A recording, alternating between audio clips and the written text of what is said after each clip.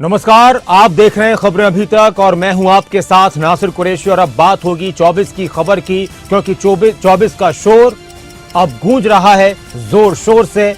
सबकी नजर 24 पर है और 24 को लेकर बहुत कुछ कहा जा रहा है। 24 को लेकर, चुनाव को लेकर बहुत सी बातें निकलकर सामने आ रही हैं। देश में चुनावी माहौल गरमाने लगा है। 5 राज्यों के चुनाव के साथ ही 24 की भी बात हो रही है। ओबीसी के मुद्दे को एक बार फिर कांग्रेस नेता राहुल गांधी ने लेकर बीजेपी पर निशाना साधा और उदाहरण देते हुए कहा कि भारत सरकार 100 रुपए खर्च करती है तो ओबीसी वर्ग के अफसर सिर्फ 5 रुपए का निर्णय ले पाते हैं और आदिवासी अफसर 100 रुपए में से सिर्फ 10 पैसे का निर्णय ले पाते हैं। आदिवासी वर्ग का इससे बड़ा अपमान कुछ नहीं हो सकता। मध्य प्रदेश में राहुल गांधी एक रैली को संबोधित करते हुए ये बात कह रहे थे।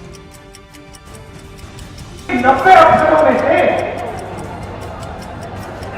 3 अफसर ओबीसी वर्ग के हैं और मैंने कहा भैया ये जो पूरा बजट है इसमें से सिर्फ 5% बजट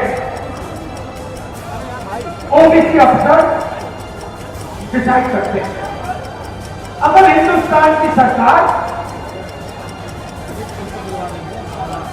100 रुपए खर्च करती है तो ओबीसी वर्ग के अफसर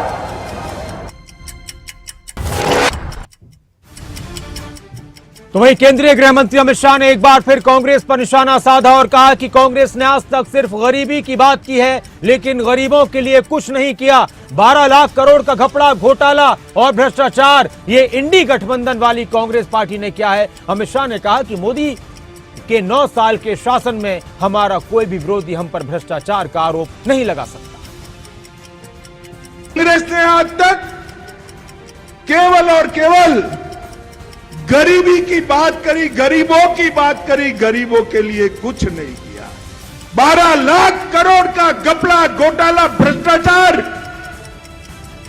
ये इंडी गठबंधन वाली कांग्रेस पार्टी ने किया है।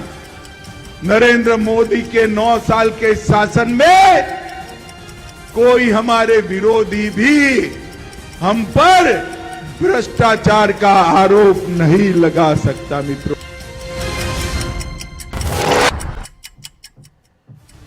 देश के गृह मंत्री अमित शाह ने तेलंगाना में कहा कि तेलंगाना में होने वाले चुनाव में बीजेपी किसी भी तरह की कमी नहीं छोड़ना चाहती और खुद गृह मंत्री अमित शाह तेलंगाना की कमान संभाले हुए हैं। इसी बीच अमित शाह ने आदिलाबाद में जनगर्जना सभा में कहा कि तेलंगाना की सरकार 10 साल तक चली लेकिन मुख्यमंत्री केसीआर ने गरीब, दलित, किसान, आदिवासी के लिए काम नहीं किया। भाइयों और बहनों, ये केसीआर की जो सरकार है 10 साल तक चली। 10 साल तक केसीआर ने तेलंगाना के गरीब का काम नहीं किया। किया है क्या? जोर से बोलो, किया है क्या? किसान का काम नहीं किया। किया है क्या? दलित का भी नहीं किया और आदिवासी का भी नहीं किया। मुझे बताओ ट्राइबल भाइयों बहनों, केसीआर सरकार ने आदिवासियों के लिए। मध्य प्रदेश के पूर्व मुख्यमंत्री कांग्रेस नेता कमलनाथ ने कहा कि समय आ गया है जब झूठ और घोषणाओं की मशीन बंद होने वाली है। मध्य प्रदेश की जनता शिवराज सिंह को विदा करेगी जिन्होंने पिछले 18 साल में हमारे प्रदेश को चौपट कर दिया। मध्य प्रदेश की जनता त्रस्त है, हर वर्ग दुखी है। इसका एहसास भाजपा और शिवराज सिंह चौहान को भी हो चुका है। उनके पास कहने के लिए कुछ नहीं है। मध्य प्रदेश में चुनाव में बीजेपी के नेता दावा कर रहे हैं कि पूर्ण बहुमत से सरकार बनाएंगे फिर से, तो कांग्रेस कह रही है कि बीजेपी यहां से जा रही है। अब समय आ गया जब झूठ की मशीन और घोषणाओं की मशीन बंद होने जा रही है और मध्य प्रदेश की जनता विदा करेगी शिवराज सिंह जी को, जिन्होंने 18 साल हमारा प्रदेश को एक चौपट प्रदेश बना दिया। इसमें कोई शक नहीं है कि मध्य प्रदेश की जनता त्रस्त है, हर वर्ग दुखी है और शिवराज सिंह जी को ये बात भी एहसास हो रही है, भारतीय जनता पार्टी को भी। बीजेपी के वरिष्ठ नेता और अपने बयानों के लिए हमेशा से चर्चा में रहने वाले कैलाश विजयवर्गीय भी मध्य प्रदेश में चुनाव लड़ रहे हैं विधानसभा का और उन्होंने कांग्रेस पर जमकर निशाना साधा। दोनों ही पार्टियों की तरफ से, बीजेपी और कांग्रेस की तरफ से दावे किए जा रहे हैं। कैलाश विजयवर्गीय ने कहा कि वो शायद गलतफहमी में जी रहे हैं। प्रदेश की जनता भाजपा के साथ है। मध्य प्रदेश की जनता हमेशा ही भाजपा और शिवराज सिंह के साथ रही है। ये मध्य प्रदेश के पूर्व मुख्यमंत्री कमलनाथ की गलतफहमी है, इसे जल्द दूर किया जाएगा। लगातार बीजेपी के नेताओं की तरफ से कहा जा रहा है कि पूर्ण बहुमत से सरकार बन रही है। कमलनाथ की गलतफहमी उसको दूर किया जाएगा। कमलनाथ भी बीजेपी पर निशाना साध रहे थे। तो गलतफहमी में जी रहे हैं। प्रदेश की जनता भारतीय जनता पार्टी के साथ है, भारतीय जनता पार्टी के विकास के साथ है, भारतीय जनता पार्टी के महिला सशक्तिकरण के साथ है, भारतीय जनता पार्टी के नौजवानों को रोजगार देने वाली योजना के साथ है, भारतीय जनता पार्टी के गरीब कल्याण के जितने कार्यक्रम। आम आदमी पार्टी के नेता राघव चड्ढा ने बीजेपी पर जमकर निशाना साधा और कहा कि एजेंसियों को विपक्ष पर देश और बदले की भावना से छोड़ा जाता है ताकि कोई भी भाजपा के खिलाफ आवाज ना उठा पाए। इंडिया गठबंधन जब से बना है बीजेपी डरी हुई है। द्वेष की भावना से, बदले लेने की भावना से कोई भी व्यक्ति भाजपा के खिलाफ आवाज ना उठाए, उसकी आवाज कुचलने की भावना से इन एजेंसियों को लोगों पे छोड़ा जाता है। और खास तौर पे जब से इंडिया का गठबंधन हमारा बना, एक मजबूत गठबंधन बना जिसमें भारत देश की 135 करोड़ आबादी समा रही है, देश के कोने कोने से बड़े बड़े राजनीतिक दल, बड़े बड़े नेता साथ आए देश को बचाने के लिए। जब से इंडिया गठबंधन बना है तब से इन एजेंसियों की द्वारा की जा रही रेड, द्वारा की जा रही जांचें, आम आदमी पार्टी के सांसद संजय सिंह की गिरफ्तारी को लेकर लगातार बीजेपी दिल्ली की केजरीवाल सरकार पर निशाना साध रही है। बीजेपी कार्यकर्ताओं ने दिल्ली के मुख्यमंत्री अरविंद केजरीवाल के खिलाफ प्रदर्शन किया। संजय सिंह की गिरफ्तारी के बाद अब तक लगातार प्रदर्शन की तस्वीरें दिल्ली से सामने आ चुकी हैं। कभी आम आदमी पार्टी के नेता प्रदर्शन करते हैं, कार्यकर्ता प्रदर्शन करते हैं, कभी दिल्ली में बीजेपी की तरफ से लगातार प्रदर्शन देखने को मिलता है। अरविंद केजरीवाल की आम आदमी पार्टी अपराधियों और भ्रष्टाचारियों का कुनबा है और दिल्ली की जनता इस भ्रष्टाचार से त्रस्त आ चुकी है। तो भारतीय जनता पार्टी दिल्ली प्रदेश के सभी कार्यकर्ता आज विभिन्न चौराहों पर एक जन जागरण अभियान चला रहे हैं अरविंद केजरीवाल के भ्रष्टाचार के खिलाफ, उनके काली करतूतों के खिलाफ। और हमारा ये संघर्ष दिल्ली की जनता के साथ जारी रहेगा। जैसे जैसे कड़ियाँ मिल रही हैं वैसे वैसे जंजीर बन रही है। अगर आपने भ्रष्टाचार किया है तो जांच एजेंसी अपना काम करेगी, अगर आप ईमानदार होते तो नहीं करती।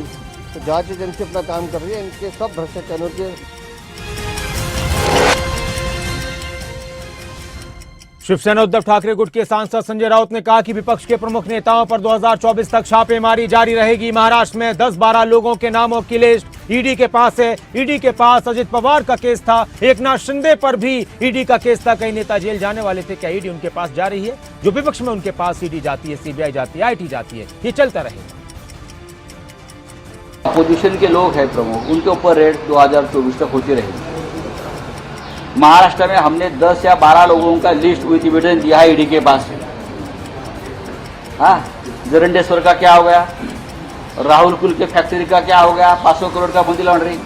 दादा भूसे जो आज कैबिनेट मिनिस्टर है, लगभग 200 करोड़ का मनी लॉन्ड्रिंग है।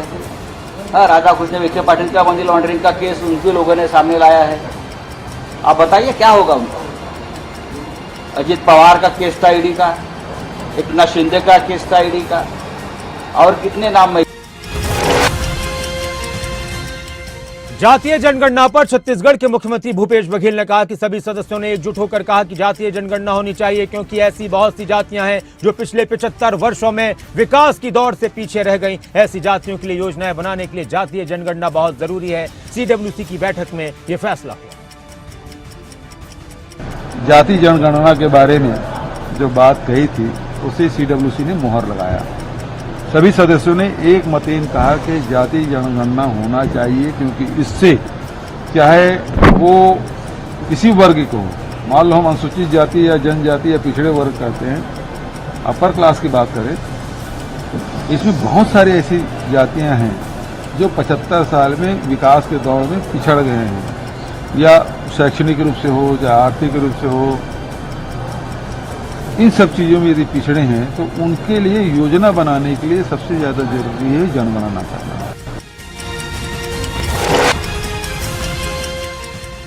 नेशनल कॉन्फ्रेंस के उपाध्यक्ष उमर अब्दुल्ला ने कहा कि जहां तक मुझे मालूम है तो इंडिया गठबंधन की सीट बंटवारे को लेकर कोई बात शुरू नहीं हुई। मुझे इसका एक तरह से अफसोस भी है क्योंकि हमें कई महीने हो चुके हैं। मैं अन्य पार्टियों से इस बारे में बात करता तो उधर से यही जवाब सुनने को मिलता है कि हम चर्चा करने के लिए तैयार हैं। इंडिया अलायंस में जहां तक मुझे मालूम है सीट शेयरिंग की कोई बात शुरू नहीं हुई है, और एक तरफ से मैं कहूं तो मुझे इस बात का अफसोस भी है क्योंकि अब कई महीने हो गए हमें पटना, उसके बाद बेंगलुरु, उसके बाद मुंबई, फिर कोऑर्डिनेशन कमेटी की मीटिंग 1 महीने से ज़्यादा हो गया शरद पवार साहब के घर में दिल्ली में। लेकिन जब मैं बाकी पार्टियों के जो मेरे दोस्त हैं उनसे मालूम करने की कोशिश करता हूं कि कहीं पे आपकी सीट शेयरिंग पे कोई बातचीत शुरू हुई है, तो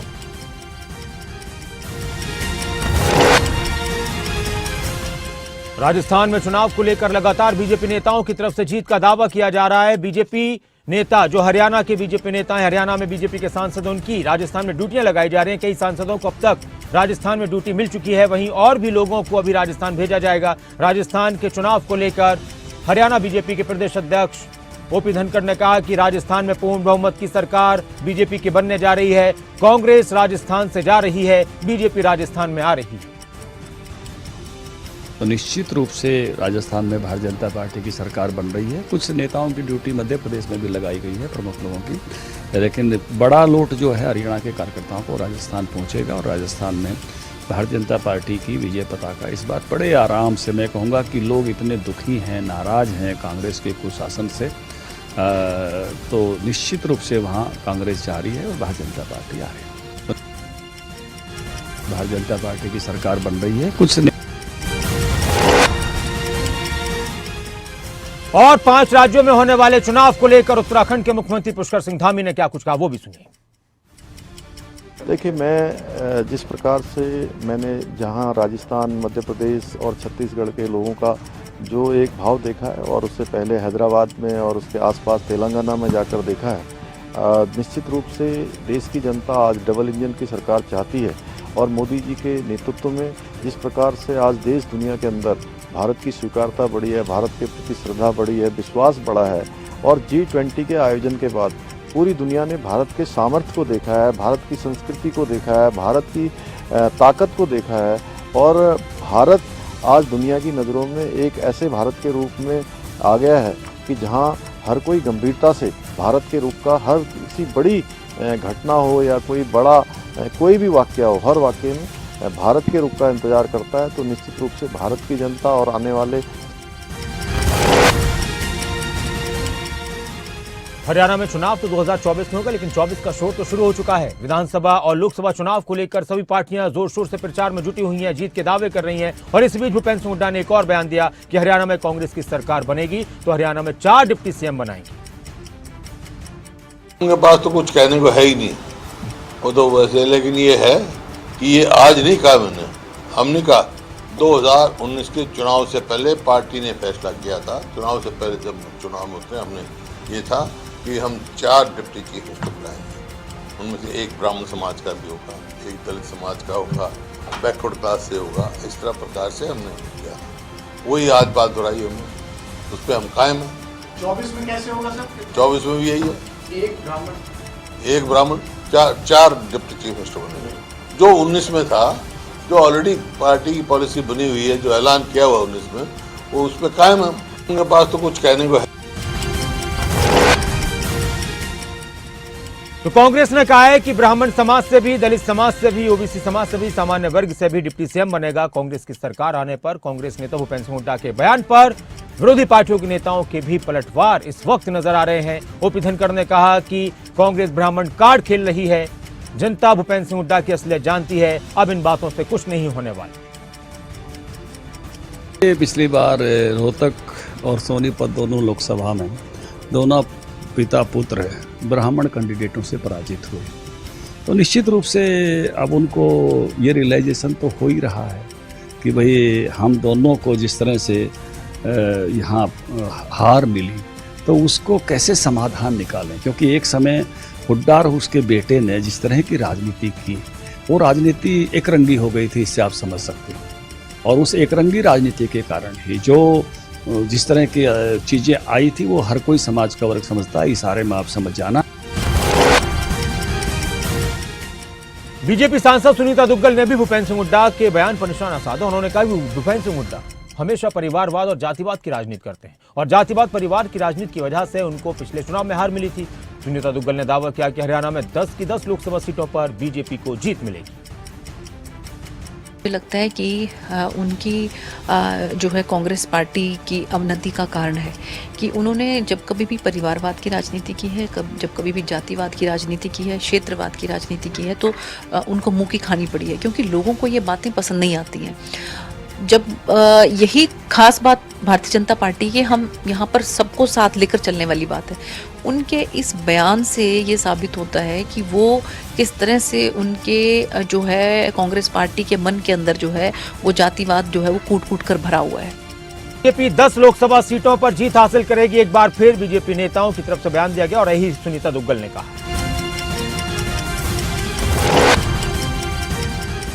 2024 के चुनाव को लेकर लगातार बयानों का सिलसिला शुरू हो चुका है। अलग अलग पार्टियों की तरफ से नेताओं से वादे भी किए जा रहे हैं। हरियाणा के मुख्यमंत्री मनोहर लाल ने बुढ़ापा पेंशन को लेकर बयान दिया और कहा कि अभी बुढ़ापा पेंशन 2750 रुपए है, आगे चलकर 3000 रुपए कर देंगे। साथ ही उन्होंने कहा कि अपने प्रदेश के लिए काम करना हमारा दायित्व है। मुख्यमंत्री मनोहर लाल हिसार पहुंचे थे और इस दौरान उन्होंने जनता दरबार भी लगाया था, जनता की समस्याएं भी सुनी थी। हमारे यहाँ कितनी है? 2750 और बहुत जल्दी 3000 भी करते हैं हम जितना मन करो। और वहां 1000 से ऊपर है नहीं, लालच सिर्फ आ जाता है। बुढ़ा है, बॉर्डर की इधर क्या उधर क्या, या कोई वहां पड़ोसी कोई रिश्तेदार बैठा है, वहां जाकर अपना नाम लिखवा दो, मिल जाएगी। हम कहते नहीं, फैमिली आई में नाम है कि नहीं बताओ, 15 साल से यहाँ रहते हो नहीं बताओ। अगर अपने प्रदेश के लोगों के लिए सब करना तो हमारा दायित्व है। चाहे किसी भी राज्य का चुनाव हो, देश का चुनाव हो, किसानों का मुद्दा बहुत अहम होता है और आने वाले वक्त में हरियाणा में भी किसानों का मुद्दा अहम रहने वाला है। किसानों के लिए हरियाणा सरकार की तरफ से बहुत सारे काम करने की बात कही जाती है। हरियाणा के मुख्यमंत्री मनोहर लाल ने एक बार फिर कहा कि हमारी सरकार ने किसानों को अच्छी फसल का भाव दिया है, फसल का अच्छा भाव दिया है और राजस्थान के किसान को बाजरे का भाव 1900 रुपये मिल रहा है, वहीं हरियाणा में 2200 रुपये किसान को बाजरे का भाव मिल रहा है। किसानों में बाजरे की फसल उठा के लाएंगे, राजस्थान से यहाँ बेच जाएंगे, क्योंकि हमारे यहाँ मंडी अच्छी, हमारे यहाँ पेमेंट अच्छी, हमारे यहाँ भाव अच्छा। उनके यहाँ 1900 बिक रहा था, हमने 2200 शुरू कर दिया। किसानों में बाजरे की फसल उठा के लाएंगे, राजस्थान से यहाँ बेच जाएंगे, क्योंकि हमारे यहाँ मंडी अच्छी, हमारे यहाँ पेमेंट अच्छी, हमारे यहाँ भाव अच्छा। उनके यहाँ 1900 बिक रहा था, हमने 2200 शुरू कर दिया। राजस्थान से तुलना करता है और हरियाणा को लेकर कहा जाता है कि हरियाणा में फसलों का दाम बेहतर मिलता है। एक तरफ जहां हरियाणा बीजेपी के नेता किसानों को लेकर बड़ी बातें कर रहे हैं और उनकी तरफ से बेहतर काम करने के दावे किए जा रहे हैं, तो वहीं दूसरी तरफ विपक्ष इस मुद्दे पर सरकार को घेरने का काम कर रहा है। भूपेंद्र सिंह हुड्डा ने कहा कि मंडियों में व्यवस्था ठीक नहीं है और किसानों की फसलों का उठान ठीक से नहीं हो पा रहा। भूपेंद्र सिंह हुड्डा ने कहा कि किसानों को एमएसपी नहीं मिल रही। मंडियों में जाओ और वहां असलियत पता लगेगा आपको। आज मंडी अटी पड़ी थी, लिस्टिंग नहीं हो रही थी समय पे, किसान को प्रेशर जितना जब खरीद शुरू करी उससे पहले किसान तो 70-75% बेच चुका था सस्ते में। उसको हर प्रति क्विंटल धान में 500, 600, 700 रुपए घाटा हुआ है। एमएसपी से कम उसको बेचना पड़ा। इसी प्रकार से बाजरे उनको कम बेचना पड़ा, एमएसपी से कम। एमएसपी नहीं मिल रही। 12 तारीख को मंडियों में जाऊंगा।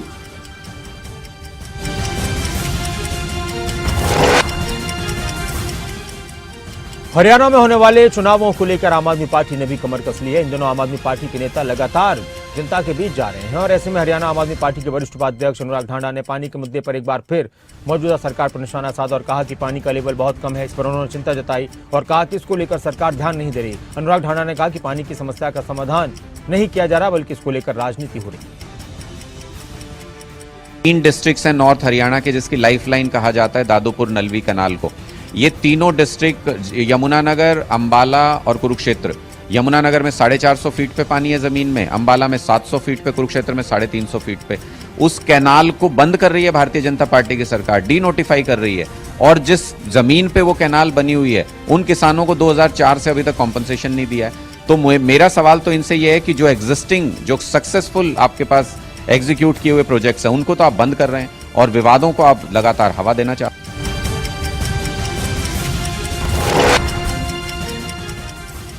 एक बार फिर राज्यसभा सांसद दीपेंद्र हुड्डा ने हरियाणा सरकार पर निशाना साधा और कहा कि आज सबसे ज्यादा खराब हालात हरियाणा के हैं, जहां सबसे ज्यादा बेरोजगारी है। हरियाणा में बेरोजगारी दोगुना हो चुकी है। दीपेंद्र हुड्डा ने कहा कि सरकार ने बेरोजगारी को लेकर युवाओं को निराश किया है। बेरोजगारी को लेकर युवा निराश हो चुका है। साथ में उन्होंने कानून व्यवस्था पर भी सवाल उठाए। आज आप जानते हैं कि हरियाणा के अंदर सबसे दयनीय स्थिति किसी की है तो युवाओं की है। सबसे ज्यादा देश में बेरोजगारी, सबसे ज्यादा बेरोजगारी। और इसी पार्लियामेंट के सत्र में जो पीछे गया मॉनसून सत्र में मैंने सवाल पूछा था, आपको पता है पहले रिकॉर्ड आता था सीएमआई का। सीएमआई हर महीने का डेटा उपलब्ध कराती है और सीएमआई के डेटा के अनुसार चंडीगढ़ में अकाली दल की तरफ से प्रदर्शन किया गया एसवाईएल को लेकर। इस दौरान पुलिस की तरफ से पानी की बौछारों का इस्तेमाल किया गया। अकाली दल ने राज्यपाल बनवारी लाल पुरोहित से भी इस मामले में मुलाकात की। ज्ञापन सौंपा। सुप्रीम कोर्ट में एसवाईएल नहर के मामले का बचाव करते समय राज्य के हितों के साथ समझौता करने के लिए मुख्यमंत्री भगवंत मान पर भी निशाना साधा। मुख्यमंत्री ने चैलेंज दिता सी पार्टियां नूं कि एसवाईएल दे मुद्दे ते बाकी पंजाब दे मुद्दਿਆਂ ते पंजाब दी हालात ते मैं चैलेंज करदा। मेरा नाम लिता सी बहस वास्ते, मैं उस ही टाइम ਉਹਦਾ चैलेंज एक्सेप्ट किया। मैं उन्हें कहा कि पहली तरीक तो छड्ड दे, असीं 10 तरीक नूं ही आउणे हुणी, जे साडी तां पूरी तैयारी है।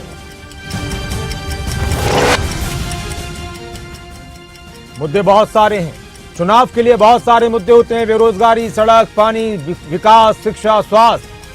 2024 के चुनाव में नौकरियों का भी एक मुद्दा रहेगा और इसको लेकर बीजेपी की तरफ से अलग अलग कार्यक्रम भी आयोजित किए जा रहे हैं। मुख्यमंत्री योगी आदित्यनाथ ने कहा कि हमारी सरकार ने पिछले 6 साल में 6 लाख से ज्यादा नौजवानों को सरकारी नौकरी दी है और हम इसमें सफल रहे हैं। ये नौजवान पूरी निष्ठा और ऊर्जा के साथ मिलकर काम करेंगे तो उत्तर प्रदेश को कोई भी मारू राज्य नहीं बोल सकता। मुख्यमंत्री योगी आदित्यनाथ ने कहा कि हम सब मिलकर यूपी को एक समर्थ और समृद्ध राज्य बनाएंगे। हम सब जानते हैं कि ट्रेडिशनल मेडिसिन के क्षेत्र में आज भारत ने एक लंबी छलांग लगाई है। विगत 9.5 वर्ष के अंदर प्रधानमंत्री मोदी जी के नेतृत्व में भारत की यात्रा शानदार तरीके से आगे बढ़ रही है और इस सदी की सबसे बड़ी महामारी इसका उदाहरण भी।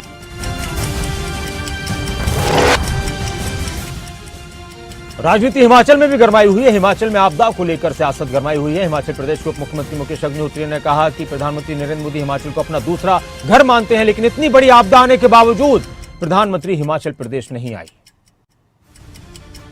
इस प्रदेश को ये कहते हैं कि ये मेरा दूसरा घर है। प्रधानमंत्री नहीं आए, होम मिनिस्टर यहाँ नहीं आए, जबकि सारे देश दुनिया में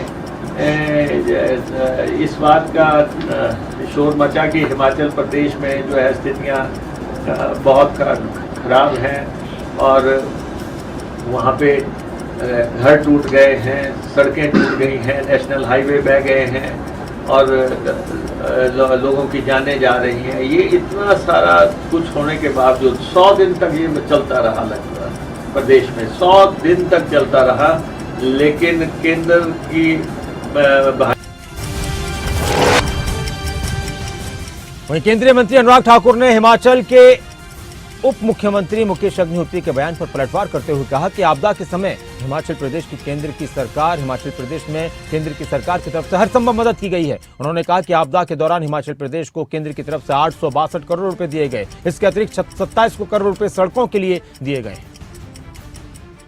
के समय बढ़ चढ़कर अगर सहयोग किसी ने किया तो भारत सरकार ने। सबसे पहले मदद करने कोई आई तो भारत सरकार, चाहे एनडीआरएफ की टीमें थी, चाहे एयरफोर्स के हेलीकॉप्टर थे, चाहे 13 आपदा के लिए टीमों को एनडीआरएफ की तरफ से लगाना, या 862 करोड़ रुपया भारत सरकार की ओर से राज्य की सरकार को मदद के रूप में देना, और उसके बाद 2700 करोड़ रुपया सड़कों के लिए देना। 11,000 मकान हिमाचल प्रदेश को मिले जी, आज तक नहीं मिले थे। 5,000 एक बार दिए, 6,000 उसके ऊपर अतिरिक्त दिए। और फिलहाल इस बुलेटिन में इतना ही, लेकिन खबरें अभी तक पर, खबरों का सिलसिला लगातार जारी है। आप बने रहें खबरें अभी तक के साथ। अपना ख्याल रखें।